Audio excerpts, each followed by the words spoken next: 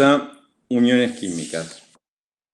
Las uniones químicas son representaciones, son estructuras teóricas que tratan de explicar el comportamiento o las propiedades de los distintos materiales. Una unión química es una atracción electrostática entre partículas. Estas partículas pueden ser átomos, moléculas o iones. Pueden ser atracciones entre moléculas o atracciones intermoleculares, adentro de las moléculas.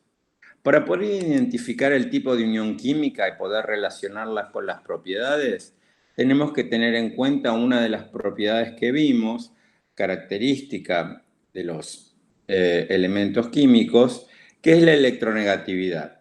Recuerden que la electronegatividad fue formulada por Linus Pauling, no es algo medible, sino es una escala cualitativa que Pauling le asigna a los distintos elementos para poder explicar la unión química.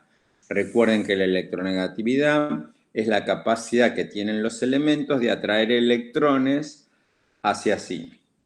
Así vamos a tener elementos altamente electronegativos. Recuerden que el más electronegativo es el flúor, el elemento más electronegativo o más no metálico, y elementos muy electropositivos o muy poco electronegativos como los metales, que el que tiene menor electronegatividad es el más metálico, que es el francio.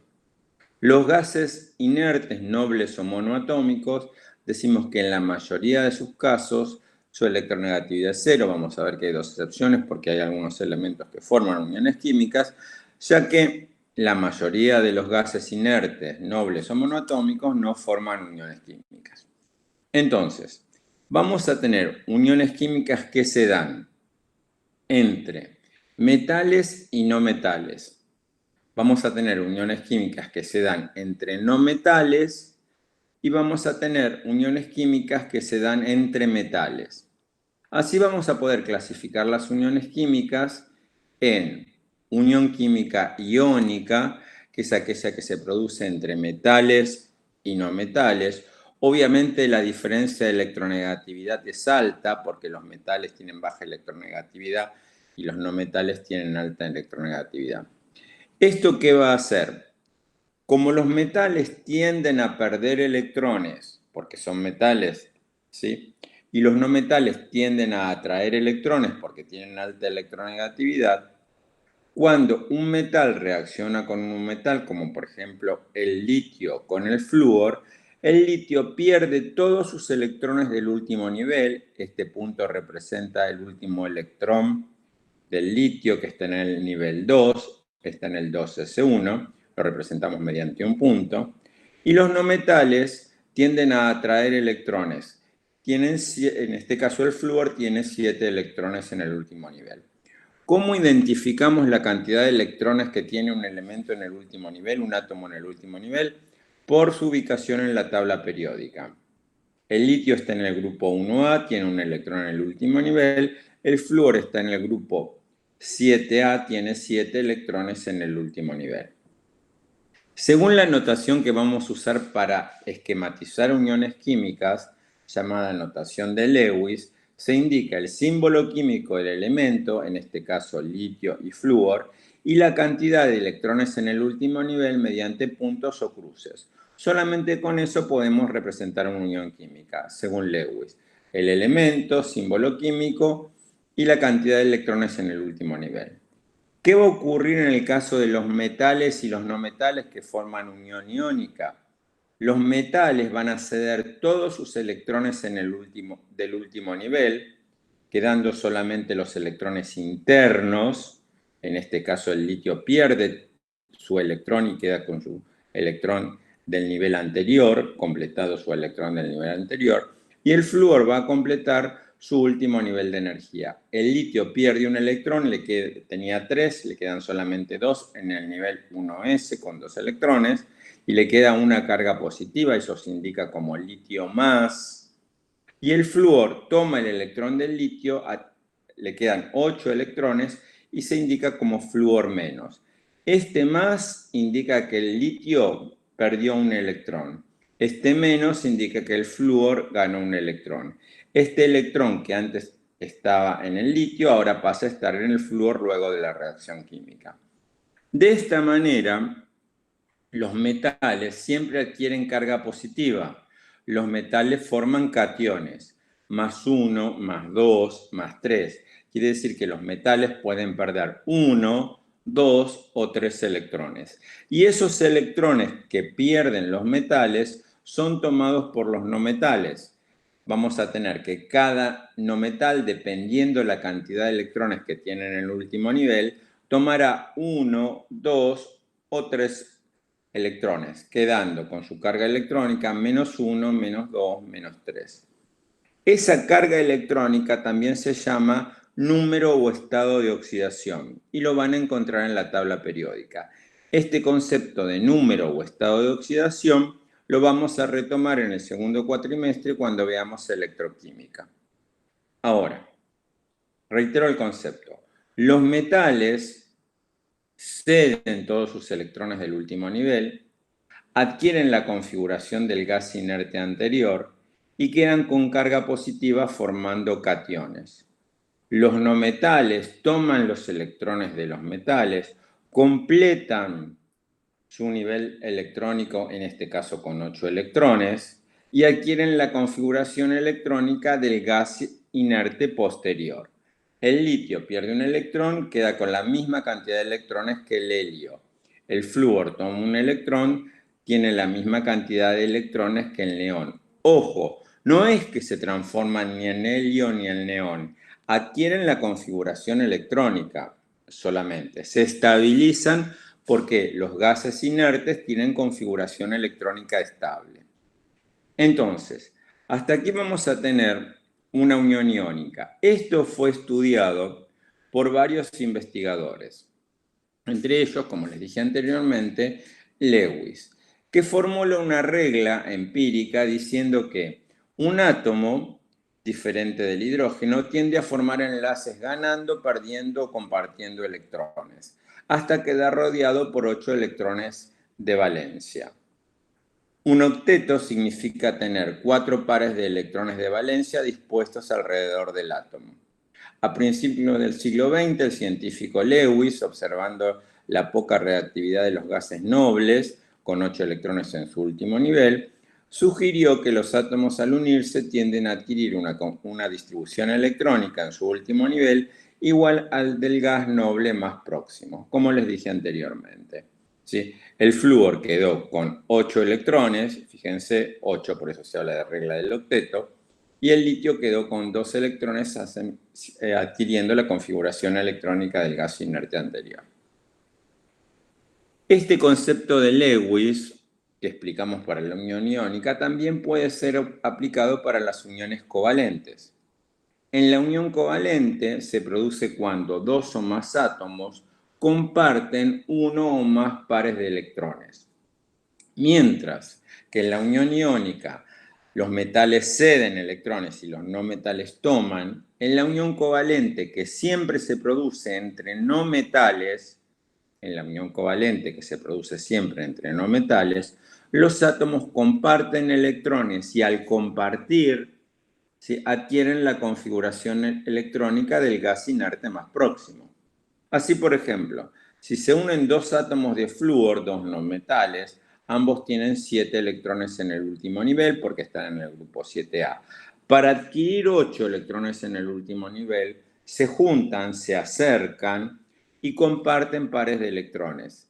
Al estar cerca, este par de electrones compartido, ¿sí?, va a girar, podríamos decir, equidistante de los 2 núcleos atómicos de los flúor y va a generar una zona de máxima densidad electrónica llamada, ¿sí?, unión, ¿sí?, interatómica, una unión molecular, ¿sí?, formada por un par de electrones. Esta zona de máxima electronegatividad, de máxima carga eléctrica negativa, va a atraer los 2 núcleos y así los 2 átomos van a quedar unidos formando la molécula. Entonces, ¿qué ocurre? El flúor, cada átomo comparte un electrón para adquirir 8 electrones, ¿sí? su estado o número de oxidación es 1. Y vamos a ver que los no metales, si se les asigna estado de agregación, número de oxidación negativo. Entonces dice que el flúor tiene un número de oxidación 1 menos. ¿Qué quiere decir ese 1 menos? Que comparte un electrón y adquiere 8. Los estados de oxidación lo van a encontrar también en la tabla periódica. Otro ejemplo de unión covalente. Esta es una unión covalente simple. Vamos a ver que los no metales pueden compartir 1, 2, 3 pares de electrones. Vamos a el ejemplo del nitrógeno, en el cual el nitrógeno comparte 3 pares de electrones. El nitrógeno está en el grupo 5 de la tabla periódica, por lo tanto, para llegar a 8 electrones le faltan 3. Se va a unir a otro hidrógeno para usar esos electrones del otro nitrógeno, disculpen, estoy hablando del nitrógeno, y va a llegar a 8 electrones. Así, cada nitrógeno para llegar a 8 va a compartir 3 electrones del nitrógeno vecino. Entonces va a quedar nitrógeno que comparte 3 electrones con el otro nitrógeno y quedan 3 pares de electrones. De esta manera, si lo miramos en forma independiente, cada nitrógeno al estar unido va a tener 8 electrones, los 5 propios más 3 del otro nitrógeno. Eso se indica con 3 guiones que representan un triple enlace covalente, representado según Lewis. Vamos al caso del agua.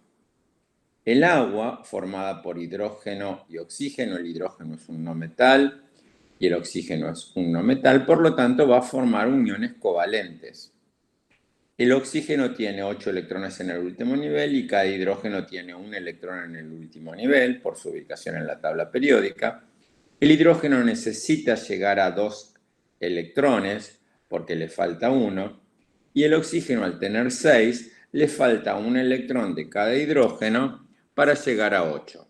Entonces tendríamos que cuando el hidrógeno se une al oxígeno para formar el agua, el oxígeno queda con 8 electrones porque adquiere un electrón de cada hidrógeno, y cada hidrógeno, al estar unido al oxígeno, completa su último nivel de energía con 2 electrones.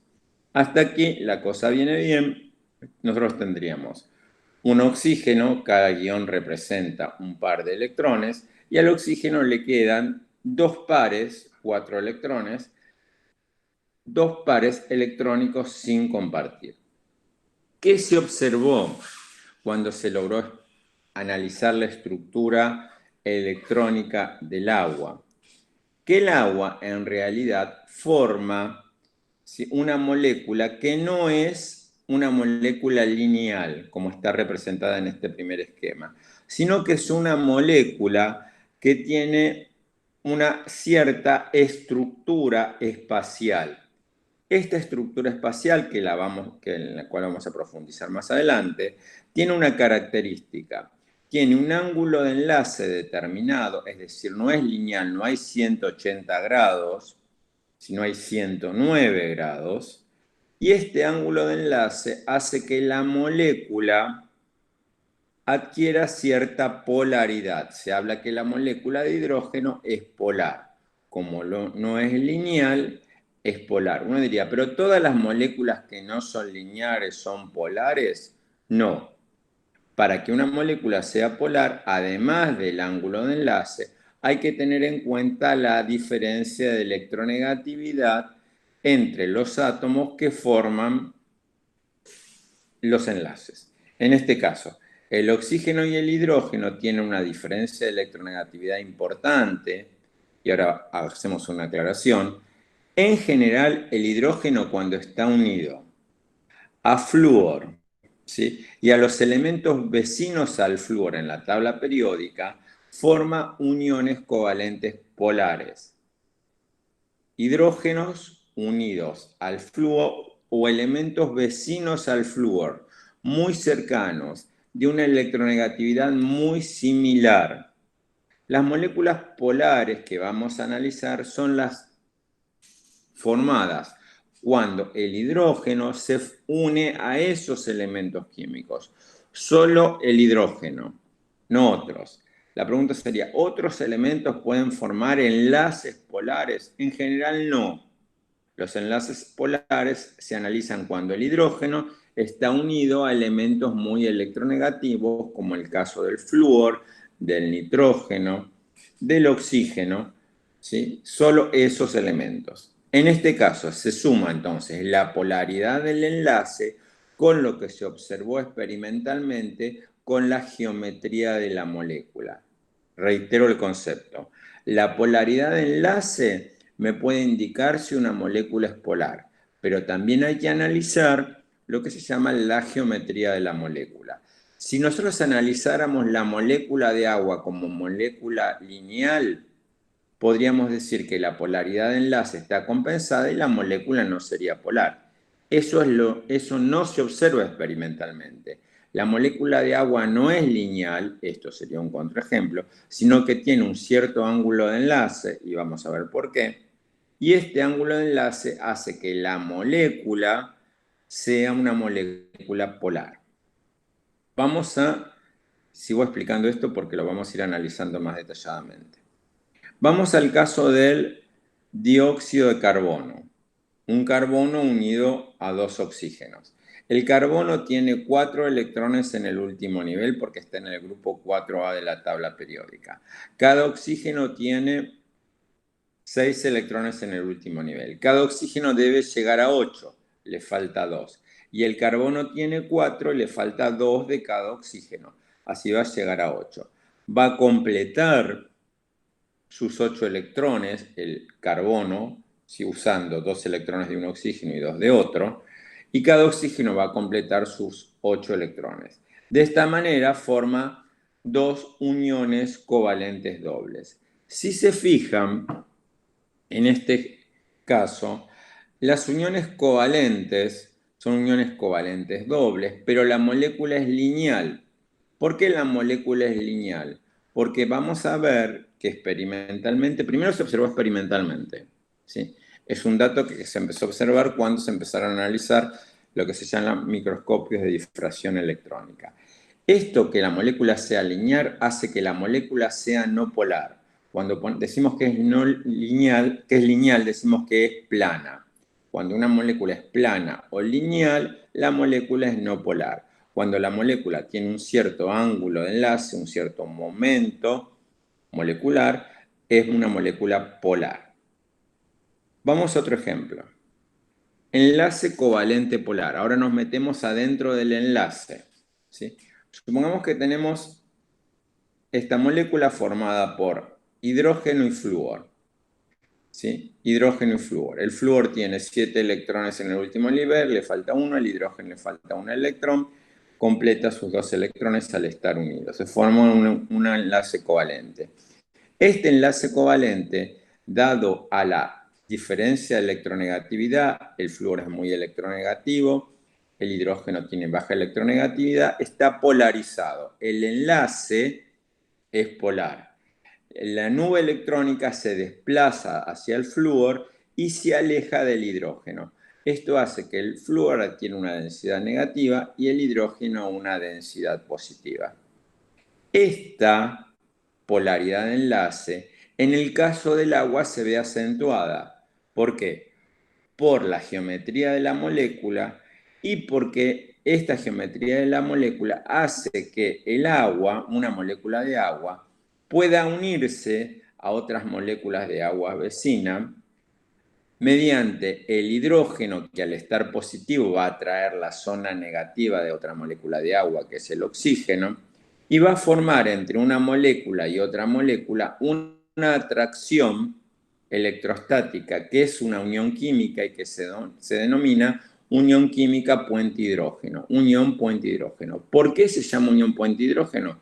Porque la molécula de agua, una molécula de agua queda unida a otra molécula de agua a través del puente que genera los hidrógenos de dicha molécula. Esto se puede observar más en este esquema.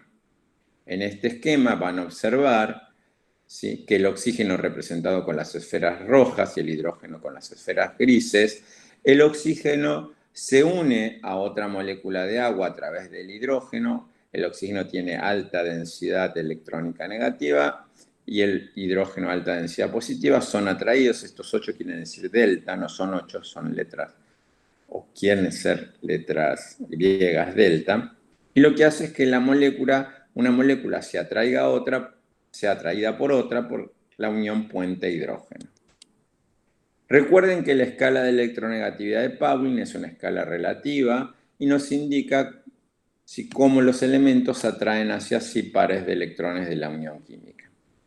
Otro tipo de unión covalente es la unión covalente coordinada. La unión covalente coordinada o dativa es la que se va a ejercer en algunos casos, y solo en algunos casos, muy puntuales. Vamos a mostrar algunos ejemplos de unión covalente coordinada o dativa. El monóxido de azufre, azufre-oxígeno, forma una unión covalente doble, como ya vimos. Un azufre que tiene 6 electrones en el último nivel y un oxígeno que tiene 6 electrones en el último nivel.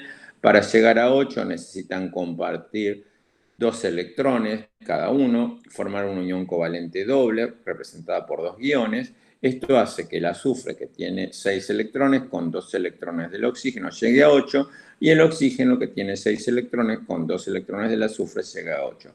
Esta es una unión covalente normal doble o una unión covalente doble. Ahora, ¿qué ocurre? Cuando nosotros tenemos el dióxido de azufre, es decir, cuando el azufre se une a 2 oxígenos, ¿qué va a ocurrir con el segundo oxígeno que nosotros agregamos a la molécula de monóxido para formar el dióxido? Este segundo oxígeno no se une por una unión covalente doble. Y analizo esto. El primer oxígeno está unido por una unión covalente doble. El segundo oxígeno, que tiene 6 electrones, necesita completar su nivel de energía con 8. Le faltan 2 electrones. Va a usar 2 electrones del azufre. Es decir, va a unirse por una unión covalente. Una unión covalente comparte pares de electrones, pero este par de electrones compartidos es solamente aportado por un átomo de la unión, en este caso por el azufre. Por lo tanto, la unión covalente que se genera con este segundo átomo de oxígeno es una unión covalente pero coordinada, porque es aportado solamente por el azufre. Entonces, esa unión covalente coordinada se indica mediante una flecha. Vamos a otro ejemplo, el trióxido de azufre. ¿Sí? Un azufre unido a 3 oxígenos. Con el primer oxígeno, como dijimos anteriormente, el azufre se une por unión covalente doble. Con el segundo oxígeno por una unión covalente coordinada. Y el tercer oxígeno se une al azufre mediante también una unión covalente coordinada. ¿Sí? Recuerden, las uniones covalentes coordinadas se dan entre no metales, pero el par de electrones compartidos es aportado solamente por uno de los átomos. Solamente por uno de los átomos. Vamos a otro tipo de unión. Unión metálica. La unión metálica se produce entre metales. Reitero el concepto. Iónica, metales, no metales. Covalentes entre no metales. Unión metálica entre metales.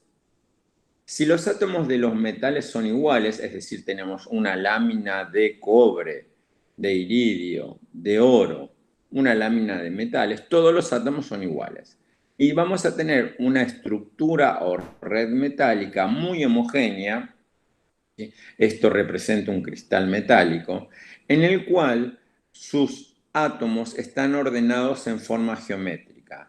Son cristales metálicos con alta geometría. Los cristales tienen puntos de entrecruzamiento ocupados por átomos del metal, se mantienen unidos por enlaces metálicos, son blandos, duros, ¿sí? Y punto de fusión bajo-alto. Estas son características de los metales. Son buenos conductores del calor y la electricidad.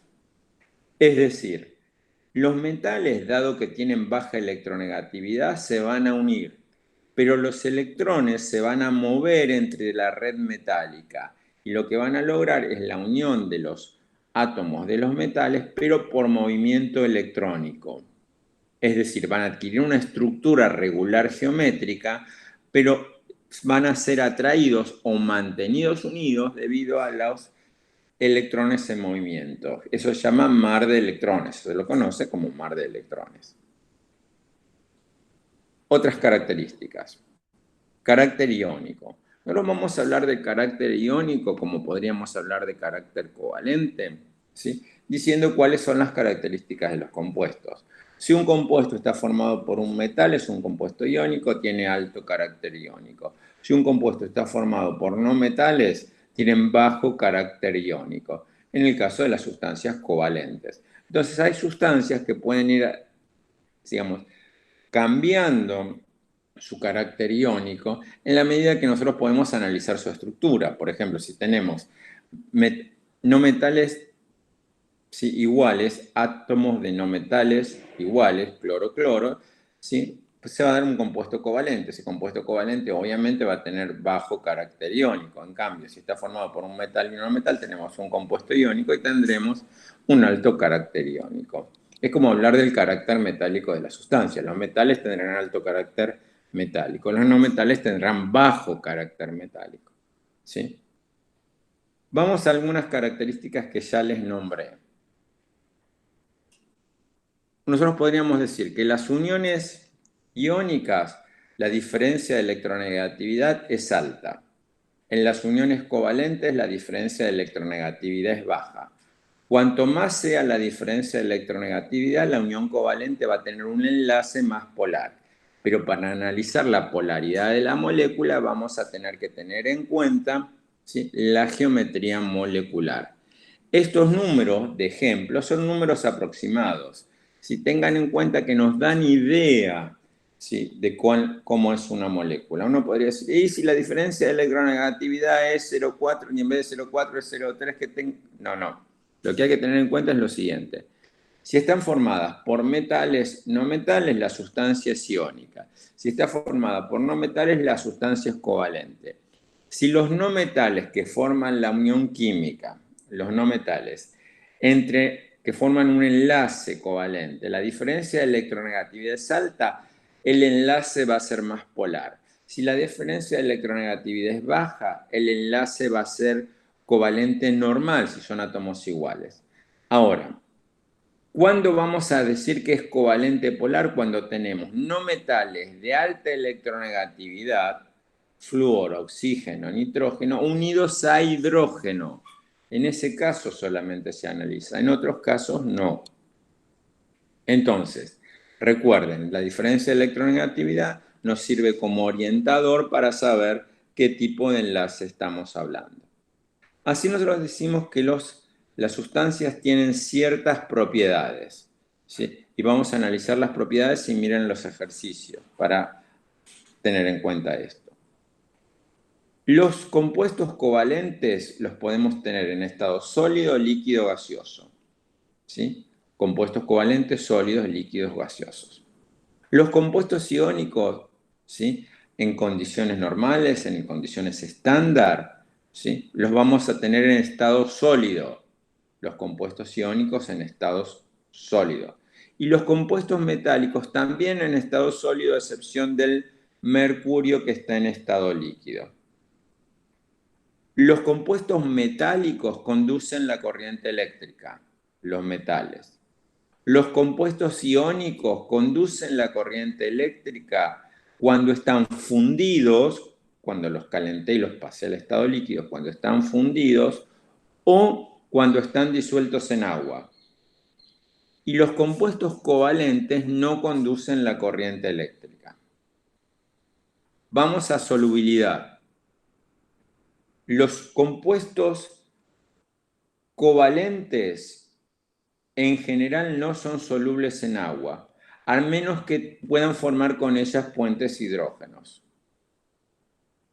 Los compuestos iónicos son solubles o parcialmente solubles en agua. Compuestos iónicos solubles o parcialmente solubles en aguas.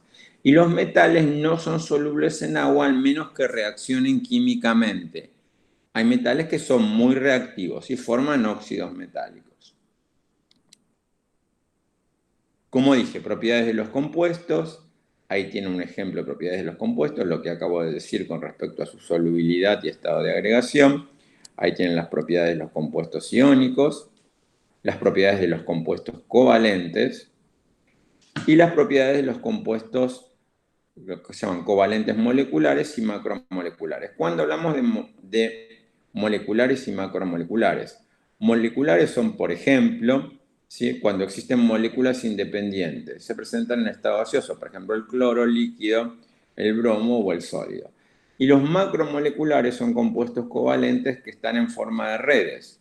Por ejemplo, el diamante, el grafito, el cuarzo, que poseen elevado punto de fusión y ebullición y son poco volátiles. Hay algunas excepciones de compuestos covalentes que conducen la corriente eléctrica. Por ejemplo, el grafito. Las propiedades de las sustancias metálicas ya dijimos cuáles son. Y vamos a ver brevemente, a modo informativo, lo que quiere decir teoría de la repulsión de pares electrónicos compartidos o de pares electrónicos de valencia. Y voy a un ejemplo para que se entienda que es algo que ya comenzamos a hablar. En general, las sustancias químicas, nosotros las podemos analizar o las podemos observar mediante microscopios de difracción electrónica. Cuando se observan las sustancias a través de microscopios de difracción electrónica, se ha observado que las moléculas tienen cierta geometría. No es que pueda observar una molécula. Lo que puedo observar son las redes o cristales que forman las moléculas cuando se encuentran en estado sólido. Cuando puedo observar una molécula, o mejor dicho, una sustancia química que se encuentra en estado sólido, voy a poder observar su estructura. Voy a poder observar cómo se relacionan y cómo forman esas redes. ¿Por qué hablo de redes? Porque pueden ser redes, cristales, ¿sí?, o formaciones espaciales. Así, se observó que la molécula de agua es una molécula que tiene una cierta geometría espacial. Esa geometría espacial, que se debe a que el agua está unida a dos hidrógenos, y fíjense, si medimos un número más exacto, yo les decía 109 grados, pero mirado con microscopio de difracción fue 104,5 grados, podemos observar que el agua tiene la estructura de un tetraedro regular, en cuyo centro estaría el átomo de oxígeno y en los vértices estaría un hidrógeno y otro hidrógeno, y en la otra punta del tetraedro estarían los pares de electrones libres que no están unidos al hidrógeno. Es decir, la molécula de agua tiene dos pares de electrones sin compartir, que se llaman electrones de valencia, y tiene dos hidrógenos unidos. Cuando un átomo, por ejemplo el átomo de oxígeno, tiene dos pares de electrones sin compartir y dos hidrógenos unidos, adquiere la configuración electrónica, ¿sí?, que se llama una configuración electrónica que está representada por un tetraedro regular. Entonces, ¿todos los átomos de oxígeno cuando están unidos tienen esta configuración? No. Dependerá de la cantidad de átomos o pares de electrones libres. Cuando un átomo está unido, en general se habla de los no metales, están unidos a dos pares de electrones o en total 4 pares de electrones o átomos o grupo de átomos, se dice que tiene configuración tetraédrica. Entonces, si en vez de oxígeno tuviera un nitrógeno que estuviera unido a 4 átomos o pares de átomos, disculpen, 4 átomos o pares de electrones o grupos de átomos, tiene configuración tetraédrica. Cuando está unido a 3, tiene configuración triédrica, ¿sí?, un triángulo. Y cuando está unido a 2 es lineal. Entonces, dependerá de la cantidad de átomos, ¿sí?, pares de electrones o grupos de átomos a los cuales esté unido, la configuración espacial que tenga. Esto es algo que se puede observar y que es muy difícil de predecir anteriormente. Esta teoría de repulsión de pares de electrones de valencia lo que quiere ser es una guía para determinar cuál sería la posible configuración electrónica, o mejor dicho, distribución espacial de una molécula. Así, reitero, la molécula de agua, como está unido a dos hidrógenos y tiene dos pares de electrones libres, tiene una configuración tetraédrica. La molécula de dióxido de carbono que vimos anteriormente, si se fijan ustedes, está unida, y voy a tomar un ejemplo, fíjense, el carbono en el dióxido de carbono está unido a dos átomos solamente y no tiene pares de electrones libres, por lo tanto es lineal, es plana. ¿Sí?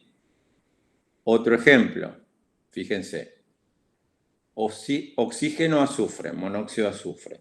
El oxígeno está unido a un solo azufre, por lo tanto esta molécula es lineal. El segundo azufre, el dióxido de azufre, está unido a dos oxígenos y tiene un par de electrones libres. Por lo tanto, su distribución electrónica será trigonal o triangular. El azufre en el centro, en un par de electrones en un vértice, un oxígeno en otro vértice y un oxígeno en otro vértice. El trióxido de azufre está unido a 1, 2, 3 oxígenos, por lo tanto también será trigonal. ¿Sí? El azufre en el centro y cada oxígeno en uno de los vértices. Reitero el concepto. Esta teoría, ¿sí?, que se llama TREPEP, teoría de repulsión de pares de electrónicos de valencia, lo que sirve es para darnos idea de cómo es la distribución de una molécula en el espacio, para darnos idea. Nosotros no vamos a acentuar en esta teoría, pero para que sepan que existe. Vamos a fuerzas intermoleculares.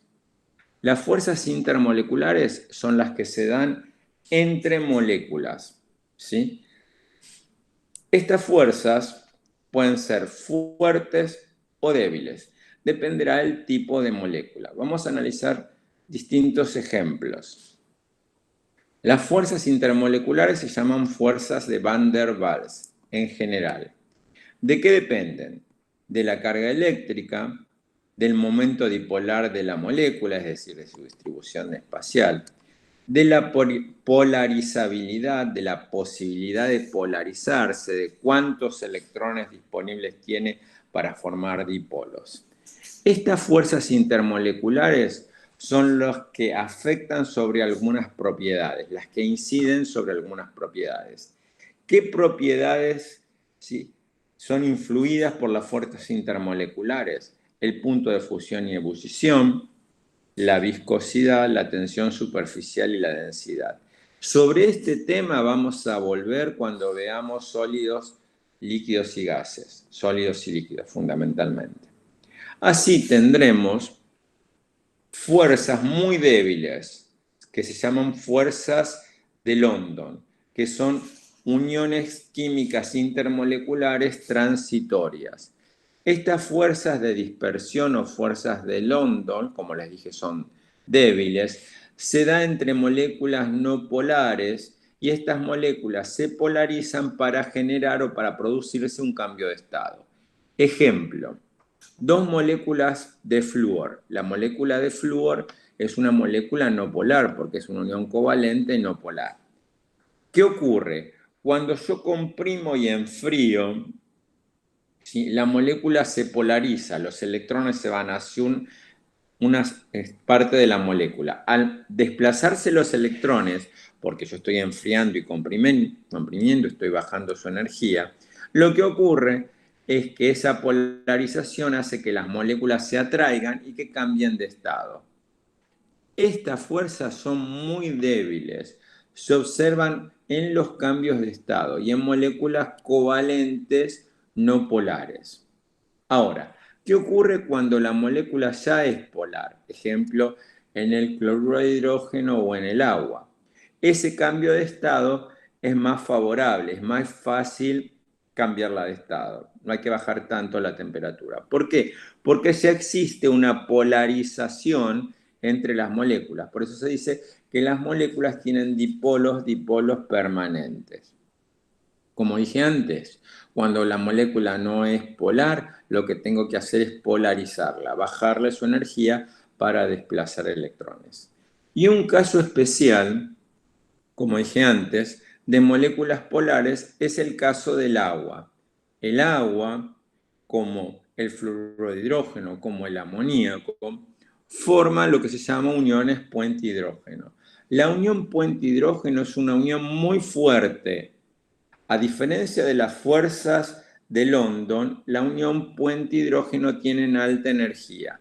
Hacen que las moléculas se atraigan con mucha fuerza y que sea mucho más fácil cambiarla de estado. Además, las moléculas que contienen puente hidrógeno son obviamente como el agua, también son solubles en el agua y además tienen ciertas propiedades características como punto de fusión y punto de ebullición. Bien. Por mi parte, nada más y vamos a las